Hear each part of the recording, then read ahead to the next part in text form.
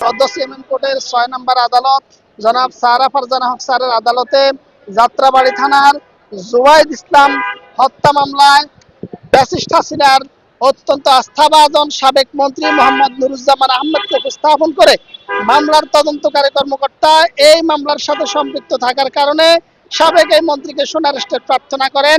আমরা রাষ্ট্রপক্ষে এই আসামিকে সোনারেস্টের প্রার্থনা করে বলি যে বিজ্ঞ আদালত এই ঘটনা যেদিন সংঘটিত হয়েছে 20 জুলাই 2024 সেদিন কারফিউ জারি করা হয়েছিল।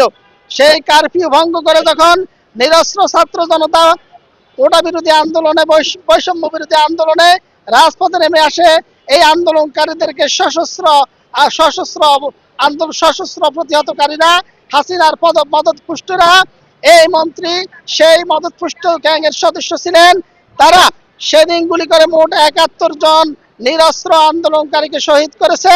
বিজ্ঞ আদালত রাষ্ট্রপক্ষের বক্তব্য শ্রবণান্তে সন্তুষ্ট হয়ে আজকের এই সাবেক সমাজ কল্যাণ মন্ত্রী মোহাম্মদ নুরুজ্জামান আহমেদকে অত্র মামলায় সম্পৃক্ত থাকার কারণে সোনারেস্টের নির্দেশ প্রদান করেন।